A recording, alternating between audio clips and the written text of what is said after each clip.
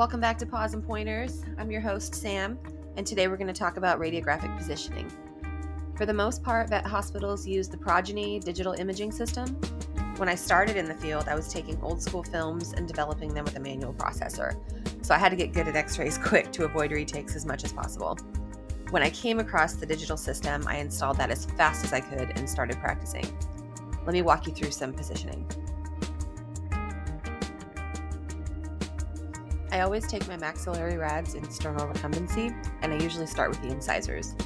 In a big dog like this, I can fit the first 4 incisors on one film, so that's what I'll set up for. I adjust the tube angle to about 10 to 15 degrees, place the beam over the muzzle, and take my shot.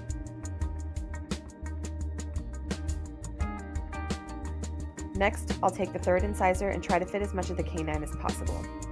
I use the same 10 to 15 degree angle, rotate and place the beam over the muzzle, and shoot.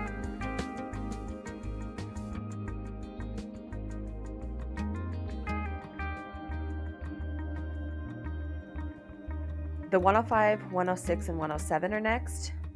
This is also where the caudal side of the canine will be captured. I use a 1cc syringe cut with nail trimmers as a mouth gag. Make sure the plate is parallel to the hard palate. Using a 15 degree angle, I can avoid elongating or foreshortening the image. With a pit bull like this, their heads are very thick, so we'll have to increase the kVp to penetrate the skull.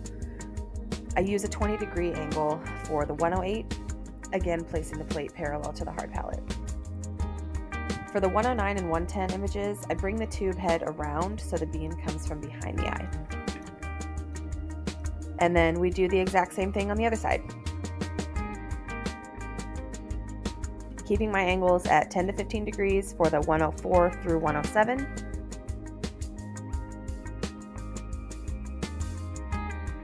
And adjusting to 20 degrees for the 108, 109, and 110.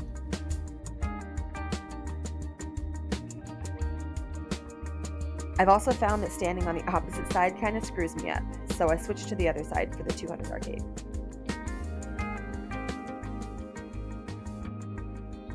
And that's it for the maxilla. We'll disconnect the patient, rotate to dorsal recumbency, and take the mandibular x-rays. For the lower incisors, I'll have my angle at about 10 degrees. I can usually fit all 6 on one film. The next shot is the canine 105 and 106. You may have to take this one an additional time, especially with a bigger dog.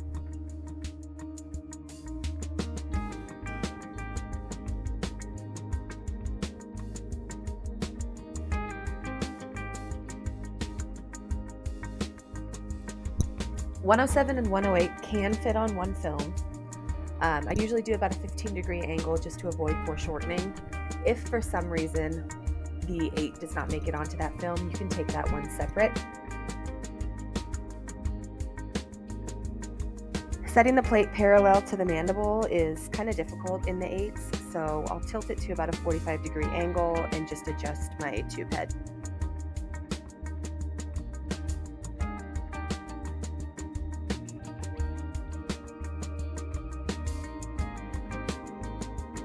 Now for the 309, I'm going to slide the plate parallel to the tooth itself with the plate facing outward.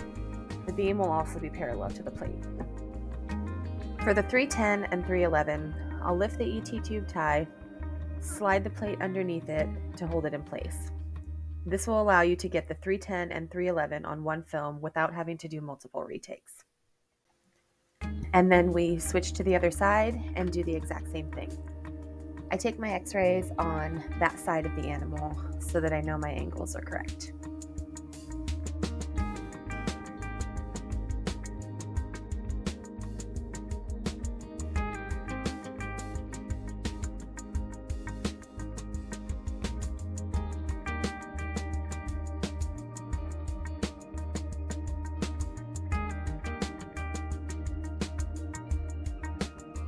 Thanks for tuning in to Paws and Pointers.